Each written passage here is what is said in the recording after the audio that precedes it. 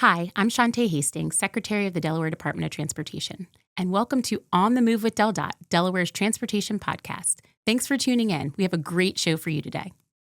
Welcome to On the Move with DelDOT. I'm C.R. McLeod, Director of Community Relations. Glad to have you with us for another episode of our podcast on all things transportation.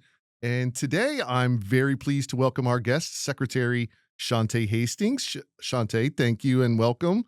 We're glad to have you here, and really the first time in your capacity as Secretary. You're a return guest, but this is the first time we've had you on the podcast since you've officially become Secretary of Transportation earlier this year. Thank you for that warm welcome. And yes, I'm excited to be here today to talk all things transportation. Well, good. Well, before we jump into a couple of topics, we thought we would just really uh, catch the audience up on what's been happening across DelDOT already here in August of this year, a very busy year across the department. But first, for those that may not have met you or are familiar with you, tell us a little about yourself and your career with DelDOT. Sure. So I actually started as an intern with DelDOT in 1999 when I was studying at University of Delaware. I graduated with a civil engineering degree and started at the department full-time that next year in 2000. So I've actually been with the department for over 25 years, which is just insane to think about sometimes. I started out as an entry-level engineer, kind of worked my way up through the engineering series, transferred over into the management series, and at that point in time got to work in a few different divisions throughout DelDOT. So a lot of interesting experiences in our different divisions, working on projects all across the state. And then I transitioned up into the secretary's office, serving in a variety of different roles. The last role before becoming secretary, I was both deputy secretary and chief engineer. Well, it's a great story, obviously a success story, especially for someone starting out as an intern. Just this week, we celebrated the current class of DelDOT interns, as many of them are preparing to go back to college and high school, and hearing their thoughts about their experience. And again, I'm sure for you, it has to seem surreal that it doesn't feel that long ago that you were in the same position as they were, and here you are now helping to lead the department for the state. Yeah, it's surreal is the right word for it. Standing before them and addressing them and complimenting them on their amazing presentations that they did, talking about what they've learned and what they've accomplished this summer with us. It's a great feeling to have them talk about things like communication and teamwork and being inspired by being at the department, knowing what they now want to do, what they're passionate about. I can remember giving my final presentation. I still have my little photo album with Polaroid pictures when I interned on the Naaman's Road project. And so to think about what my experience was like that summer and to see that they're also having a great time and learning a ton and becoming better professionals and better engineers and better problem solvers. And we don't just have engineers. We have folks in all different capacities interning, around 60 across DelDOT. And so it's just really exciting. And we've reaped the benefits over the last few years of having some of those interns graduate from college and come to work for us full time. And that's the whole point of it, is a recruitment tool. But also it gives them an opportunity to understand what our business is about, whether they see themselves fitting in, and then providing a pathway for that, because we've got to build our STEM careers up within the state. No, absolutely. It's becoming a pipeline, and we'll use this opportunity to make a plug for it. If yourself or you have a family member or neighbor, friend who is in high school, usually an upperclassman, and starting to think about what they're wanting to do for a career, and then for those in college, check out our website. We have a page with valuable information on internships.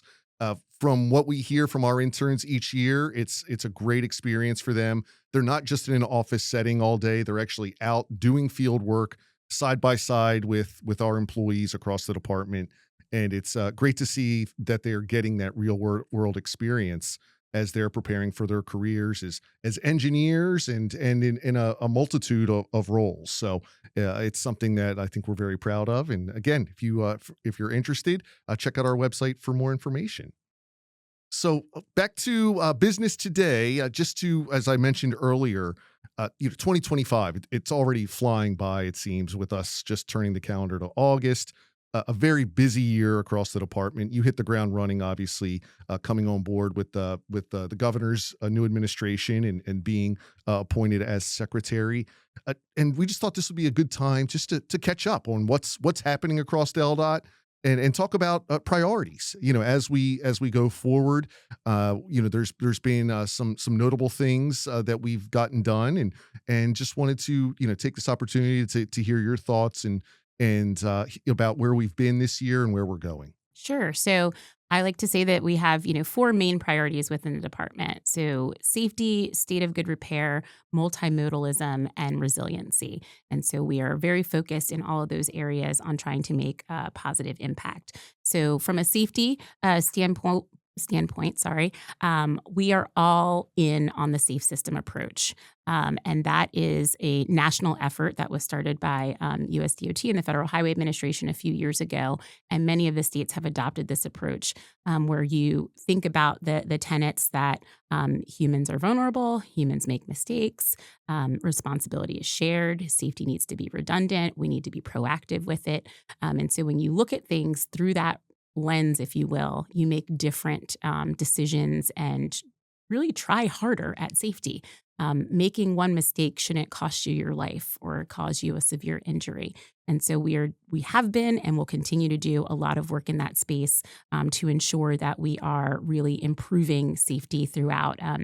Peter Haig, who's worked at the department for a long time and someone that I respect tremendously, our chief traffic engineer, he has covered a lot of this in depth through a previous That's podcast. And right. so I would Yeah. encourage folks to check in on that.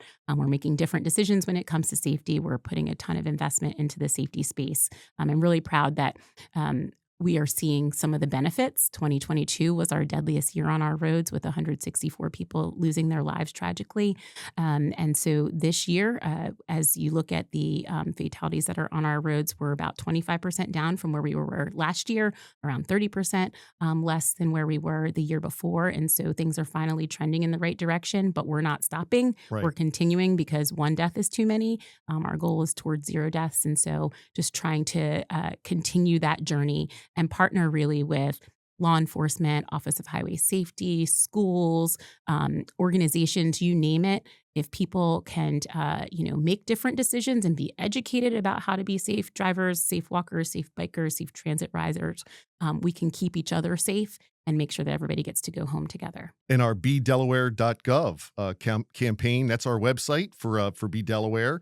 Check that out as well. We have you can take a campaign pledge there, and it's really just heightening our attentiveness to putting safety first. And it's easy to take it for granted, whether we're getting behind the wheel, getting on a bike, going to cross a road. We're looking at our phones, we're preoccupied. Safety needs to be that first priority, regardless of your mode of transportation. So, bedelaware.gov is a great resource for learning more about those efforts as well. Yes, thank you. So then moving on to state of good repair. That's our kind of catch-all phrase for taking care of what we already have. We have lots of pavement, lots of bridges, sidewalks, shared use paths, drainage facilities. We have our fleet that helps us maintain all of that. All of those things, we need to make sure that we're prioritizing taking care of them. And so making sure to stay focused on that, allocating the resources is really important as we both, take care of what we have, but then we're also expanding our network. And so making sure that we're planning for that as well. Right. And, we have more than 1,700 bridges across the state. Yes, almost 1,800. Almost 1,800. Yeah, we are creeping up on that. And then, nearly 14,000 lane miles of road. And while the new projects may get a lot of attention, what we're building and things like that, we do a lot of work every year on inspecting our roads, inspecting our bridges, and maintaining them. So, that's something that shouldn't be overlooked. And a lot of time, effort, and money goes into those projects as well. Yes, they're not the flashy things, but taking care of what we have makes sure that people can have reliable trips on our system. Yeah, for sure. And I think for those of us every day on the roads, especially in community relations, we hear about, potholes or things like that. It's sometimes those little things that are having the biggest impact on your daily commute. And we really do our best to address those as quickly as possible and stay on top of those things. Yes. So then we've got multimodal investments. We are not going to build ourselves out of some of the congestion issues that we have across the state. And so making sure that people have options. Not only can we not build out of it, but some people don't want to drive, can't walk places. And so making sure that we are providing those options. So on all of our projects, we start with, hey, how can we provide all of the modes? If we can't provide all of the modes, which ones can we prioritize? And so we've got several bigger projects Mhm. that we're super excited to deliver. So you've got the Georgetown to Lewis Trail, building that last segment that will connect Lewis and Georgetown. And that is just a tremendous project that started many years ago, has included a lot of investment along the way. But it will be a real option for somebody to be able to live in Georgetown and work in Lewis or even point south of there where we have other bike and ped connections. And so we're really excited about that project getting underway and opening sometime next year. That's right. Then we've got the Route 1 and Minus Conaway project. Mhm. And while you might think like, oh, that's a great separation, that's not multimodal. Well, we are building, I think, over 2 miles of bike paths and sidewalks in connection with that project and making those safer connections for folks so that they can get across Route 1, except for you're not going to go on top of it. You're That's actually right. going to go under Route 1, Mhm. but in a safe manner. And so I'm very excited to get that project underway. It's going to take a few years to deliver, but when that's all said and done, and when you pair that with the Georgetown to Lewis Trail, the opportunities are endless. And then moving up into the Newcastle County area, we have Route 13, and we've done several improvements along that corridor because we had seen an uptick and a higher than anticipated pedestrian crash rate. And so doing things like putting barrier in the median so that folks can't cross in those locations that are unsafe to do so, making sure that we have well striped and well lit crosswalks, lighting, making sure that the sidewalks connect, all of those things. And so um, we have many projects of this nature throughout the state. You can look at the Camden bypass projects and Mhm. the pedestrian connections that we're doing there. And when we widen 13 in that stretch, making all those north-south connections for peds and bikes and transit users. And so we're really focused on making sure that people have options. And I would be remiss if I didn't just talk overall about transit. We finished the DART Reimagined study, and now we're kind of in the implementation phase. And so, really looking to add more microtransit routes. That on demand transit where you can just dial a phone number or use your app to book a transit ride in a certain geographic area that provides better mobility to you, more at the way you want to use it versus kind of a set schedule with our normal fixed route. So we're doing a lot in the multimodal space to make sure that folks have options. And a real success story this year, the beach bus service. We're Yes. seeing record ridership, which is great to see. I think as people are getting more acclimated to it and they've tried it, usually it's just taking that, we're going to try it, and then they're seeing the benefit of how quickly they can get dropped right off at the Rehoboth Boardwalk or one of the other coastal communities. It's something that for those that work, especially in those towns, not having to pay to park. If you're parking at Lewis, it's a much easier commute.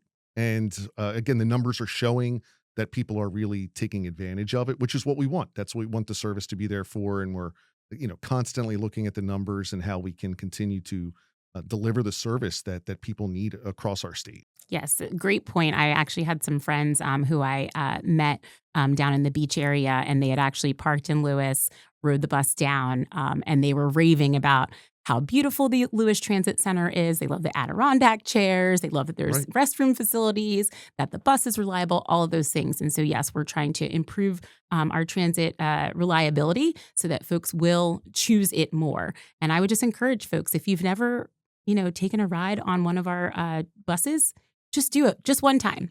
And as CR mentioned, you may find that you really like it, that you enjoy not having to do the driving, being able to, be on your phone or watching a movie or reading a book while you're in transport to wherever you're headed. Well, as a frequent user of both our You going are. up and down the state, or even just going around Wilmington up near close to my home, it really it helps alleviate can alleviate a lot of stress in your day, and you can be more productive. Yes.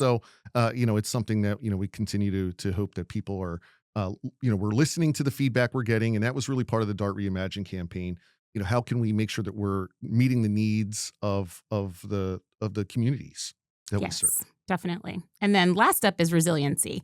So if you don't know, you might be have lived under a rock, but we are the lowest lying state when you look at mean elevation, and so we have sunny day flooding. It's not just when we have big storm events, and so our team has been doing a lot of work in trying to understand where the frequently flooded roads are, where anticipated new flooding may come in the years in future years, and then trying to figure out ways to address it. So got a really cool kudos text, if you will, from a friend after the last storm that we had. He had said, normally I'm worried about using Route 1 in the beach area because it might have water on it depending on how much it rains. And he's like, you all did a great job elevating a portion of the pavement, and there was no flooding to be seen. And so kudos to DelDOT. And so we are trying to take those steps on the locations that we know are frequently flooded and figuring out, can we do some innovative paving to make sure that those roads are passable during storms. And so our team is working across the state looking at opportunities and trying to use the resources we have to make a difference in that space. And just recently finished a project on Route 9 south of Newcastle. Yes. That's one, and that's just the first of many. We have a number of projects planned to address these low-lying areas and how we're going to continue to make sure that they're accessible. So it's something that we're going to continue to talk about and continue to make investments in. Definitely. So so that's a great overview of really our priorities. Thank you for that just overview of that. And one of the things that that shouldn't be lost in these conversations is it takes a lot of money to do this. And that's really been one of the hot topics this year for the department. And we have toll increases that are happening here. If you're listening in August, happening in August. And if you could just take a couple of minutes just to kind of walk through, how did we get here? What was really the catalyst for, hey, we need to take a hard look at our revenue, and what really was behind the need for those increases. Sure. So you mentioned that the year started off quickly, and so we knew that we needed a revenue package going really into this fiscal year. Secretary Majeski the previous year had talked about it at some of our budget hearings. When you look at how costs were increasing on the operating side, so whether it be things like healthcare costs really skyrocketing, prices skyrocketing for construction projects, we saw anywhere from 20 to 50% increases in some items, and then just the needs. We have a ton of transportation needs, and we don't have enough funding sources to be able to handle them. So we knew we needed a revenue package, and we kind of put together a list of things that we thought were doable. And so grateful to the General Assembly, our bill for the increases for DMV fees, increasing the document fee, as well as a new alternative fuel registration fee, all were passed in a bipartisan manner. And that is really kind of it's supporting our budget for the next few years, but we know that we have more needs. When you look at all of the projects that we need long term, things like widening Route 1, finishing the 113 corridor plan, all of our transportation improvement districts, the Route 40 corridor plan, you name it. We have plans for lots of our different corridors throughout the state. And those things total billions of dollars. And as you mentioned, when we look at state of good repair and the multimodal investments and, making changes to transit, all those things cost money. And so we were, grateful for being able to kind of stabilize our budget, but there's more to do. And so we're hopeful in the coming years that we can have some conversations on sustainable transportation funding to be able to do some of those big ideas and to continue to improve transportation throughout the state. And just for those that may not be familiar, what are the primary funding sources for the department? Sure. So we have the revenues that we bring in. So 3 main revenue streams.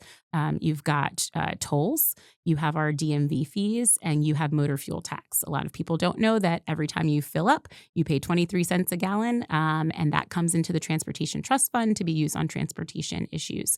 And then the other kind of sources of our funding are the federal money that we get from the Federal Highway Administration, the Federal Transit Administration. We also go for grants through those entities. And so that really makes up the balance. We are not a general fund supported uh, agency, sorry, as most other state agencies are. So we get very few resources from the general fund. So we basically have to raise enough revenue to be able to do all of the things. And the things are, the projects that we talked about, the state of good repair initiatives, and also, paying for the employees that maintain all of our roads and, our folks at DMV and tolls, our transit. And so all of that costs $1 billion a year to run at this point. And so the revenue piece is really critical because without the revenue, you have to make really tough decisions. And so we're again, very stabilized with the revenue package that we got. But we know that if we want to, tackle the true kind of master plan, if you will, for Delaware, that we're going to need more resources over the next few years. Right. And one of the things, we heard about is, oh, well, the motor fuel tax. What about that? We talked about how, again, we're seeing that revenue begin to decline. Yes. And it's not just electric vehicles. Correct. It's fuel efficiency. So we had a study done by University of Delaware that kind of looked at where we stand today and projected out to 2050 and what the motor fuel tax would look like based on, again, fully electric vehicles, a combination of that, right? But then just regular gas-powered vehicles that are getting more fuel efficient. So I had been driving an SUV that got about 19 miles per gallon. Now I have a smaller SUV that is hybrid. I don't plug it in or anything. It just has the battery that flips between gas and electric. I don't fully understand it, but I get like 40 to 45 miles per gallon. So I'm doing the same amount of driving. Same route every day that I was taking before, but I'm basically paying half of the motor fuel tax that I had been paying. And so that's happening all across our state. And so folks are still driving, still expect all of the transportation, services, and we potentially are getting half of the revenue at some point in time. And so that's another factor in why the revenue package was important, to start collecting some additional resources from those EVs that aren't paying anything in motor fuel tax, Right. and then all the way through to hybrids that are paying some, but not as much as they had been. And I think the underlying message as well is that infrastructure is not just a one-time cost. We don't just build it and forget it. I wish. There's right. And, there is constant maintenance happening on our roadways every day. And we have, we dedicate a lot of resources to that. And, one of the reasons for the alternative fuel vehicle fee is, again, we're seeing, those cars are putting wear and tear on the roads, just like Yes. our regular combustion engine cars. So, really making sure that it's equitable. And, that's really what we're focused on there, is that, we have to continually invest in the infrastructure. We hear about it when we certainly know when, especially coming out of winter like we just had, Yes. when we see very cold temperatures, frequent freeze thaw cycles, and we see that deterioration happen in the road surface across the state. People expect us to address that. So, Yes. Again, this all goes into our, really into the money that comes in, goes into supporting us being able to, maintain and fix those issues, not just building new things. Exactly. Well, thank you for the insight and overview of that. And again, we're certainly grateful again to the General Assembly, and again from people that have been curious and reaching out to us. I think it's once they have a better understanding, and I think one of the good things about Delaware, and I think other states are course correcting, is that the money that comes in to our department through the DMV, through the motor fuel tax, all the tolls, that money stays in DelDOT. Yes. And where we've, some of our neighboring states have gotten into trouble over the years is that they've been using those transportation fees that are collected to support non-transportation things. And, as we know, the transportation costs are just continuing to rise. So it's something that's, we're really focused on here, making sure that money is reinvested into our system. And, just turning from, again, talking big picture about the funding, it's also important that we talk about, the people that do the work. Yes. Just our incredible workforce, and just wanted to offer you the opportunity to talk about our efforts, to support our workforce and to continue to make this a place that people want to be a part of. Yes. We can't do anything without two things, right? The money and the people. Right. And the people are fantastic. As I mentioned, I've worked here for 25 years. I've gotten to know a ton of people across the department. Just so dedicated, so hardworking, so desirous of making a positive impact. So on the kind of recruitment and retention front, so we're at an interesting point. We've had a lot of people kind of eligible for retirement. I think at any given moment, we've got somewhere between 30 and 40% of Mm, our folks that could retire, whether it be because of length of service or age. And so we're always working to make sure that they stay as long as they possibly right. can. When we know they're going to retire, making sure that we have good succession planning kind of in place. And then the recruitment. So we talked about our internships.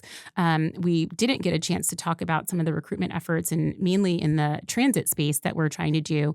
We don't have enough bus drivers. We don't have enough mechanics. And so doing different events to bring folks in, trying to do more of direct hire so that the process goes faster. Just trying to bring folks in, making sure that we have a place where people want to come to work and love to come to work. So training opportunities, opportunities to be national leaders. So we have a lot of folks within the department that serve on national committees and are really affecting, transportation policy at the national level, which is really exciting. But yes, we just have an amazing workforce. So grateful to each and every one of them. Folks don't realize how many of them, have to work late on a daily That's right. basis, get called in the middle of the night. We have several 24/7 operations. And so we have folks working in the middle of the night every night. When we have significant storms, we're, calling in folks and taking them away from their families really to make sure that everybody can get to where they need to get to on the transportation system. So I couldn't be more grateful for the work that they do, the people that they are, and the dedication that they really have to public service. And what again, being in the community relations section, we're often getting at least once or twice a week we get kudos, which are great. Again, we know it's not always going to be perfect. We know there's issues and people are calling us to address those issues, but it's really rewarding when we get an email about the service someone received at DMV. About again, they called to have a pothole filled, and it was filled the very next day. And when we get those types of compliments, it's reflective of the people that we have and the hard work that they do. Yes. So it's again, what's our in terms of our workforce, uh, how many people are currently working with DelDOT? Sure. So when you combine, DelDOT, DMV, and DTC, we're close to 3,000, positions that folks fill. That doesn't even include some of our part-time staff. So we have folks working all across the state doing all kinds of amazing things. And so it is a large workforce and, different needs, right? Right. So the person that is, collecting tolls has very different needs than the person that's plowing snow, than the engineer that's, using CAD to develop plans and everything in between. And so we try to do a good job of connecting with staff, making sure that they feel appreciated, and trying to make positive change for them when we can to again retain them. And I think, that's it's a good segue as well when you say that 3,000 number. Again, that may be a number people may not be familiar with. Talking about just how many of those employees are on the front lines every day, whether they're driving a bus, working at the DMV, working in the inspection lanes at DMV, and our maintenance and operations teams who you just talked about, who are out in the cold of the winter plowing snow. They're out in the heat of the summer patching roads, helping to again deal with storm cleanup. We've got employees who are out on the roads every day, and just if you could just speak to and reinforce the need for all of us to do our part to keep them safe. Yes, huge topic for us. We've got to do all we can. They are the most vulnerable, employees when you're on the side of the road and someone's going, whether it be 30 miles per hour or 80 miles per hour, beside you. Our sign installers who are typically, Hmm. putting in signs where someone knocked them down because someone wasn't paying attention. And so, making sure that if you see flashing lights, that you are slowing down, that you're paying attention, that you're moving over Right, if you can, right. giving them enough space. There's so many crashes that happen because people don't realize that you're almost drawn to someone on the side of the road. And so if you can just adjust which lane you're in, Right. or slide over just a little to give them that extra space. But the moving over is the biggest thing. Slowing down and paying attention. We have, we talked about all of our projects. We have so many work zones throughout the state, whether they be DelDOT staff doing it, that you can have utility companies out there, you can have private companies doing work for developments. And so, when you're entering a work zone, reading the signs. It may be different than yesterday when you went through, right? So don't assume that you know what's going on. Don't assume you know which lane is closed. And paying attention, if there's a flagger out there, please treat them kindly. They are standing up for so many hours That's out of the right. day and trying to keep you safe. I always wave. Yes, I I always wave. wave. I Yeah. try to smile, Right. right? Because they do encounter, unfortunately, not so nice people. Right. So Impatient people. Yeah. people, Yeah. they are not trying to slow you down. They're trying to keep the workers safe, and they're trying to keep those going through the work zone safe. So I would just really encourage you. We've had too many of our vehicles and our equipment hit. And it's terrifying for me. And I, am calling those employees and checking on them to make sure they're okay. But if folks could just slow down and pay some better attention and move over, we would avoid a lot of those incidents. Yeah, it's easy to take for granted, that things just get fixed. Oh, that piece of guardrail was damaged yesterday, and today it's fixed. That's not magic. That's our people. If you encounter an intersection where the traffic signal has gone out, and you quickly see how bad traffic Yes. it moves without that signal there. Our technicians, again, 24/7. If there's a storm, if there's a power outage, of whatever reason that signal's out, they're responding and getting that signal back online. Yes. So, again, just to compliment our employees and remind them, and we want everybody just to be mindful that they're out there working for all of us. Yes, exactly. Well, thank you so much. This has been a great conversation just to catch up on all things DelDOT so far this year. Looking ahead, anything over the next couple of months you want to mention before we wrap up? Oh my goodness, I'm so excited about the next few months. We've got, there are projects that are long awaited, that have been contemplated for a long time, and we've, had them underway and under construction, and a few of them are like wrapping up and or opening new phases. So as a Millsboro resident, Right. I am so excited about the North Millsboro bypass. It is scheduled to open later in September, hopefully around my birthday. That's Happy right. birthday. That's right. And so in advance of that, we're actually going to have a 5K on the road so that folks in the community can actually walk the road before it has, cars on it. We do have a lovely shared use path along right. it, so folks will still be able to do it once it opens to traffic. But it's an amazing project. Our contractor and our team has done a phenomenal job in constructing it, respecting the environment in the process, being innovative. We're excited to be submitting it for lots of awards once it's complete. But the 5K will be on September the 13th at 8 a.m. It's a Saturday. It's a Saturday That's morning. Right. It'll be a little bit cooler, hopefully, by that time. Fingers crossed, we'll see. That's No right. guarantees, right? But we'll do some running, some walking, and some strolling along the road. So very excited about that project. It has been contemplated for decades, and so we are able to deliver it, and that's exciting. Also, a long contemplated project, 95 and 896, will be opening some more ramps this year. The project will wrap up next year in 2026, but we were able to open a couple of the ramps in June. We have a couple more coming up again, hopefully in September. So very excited about that. And that project, it's insane. We were just meeting with our team today, and that project, or that, sorry, I should say that location would have lots of crashes in a month.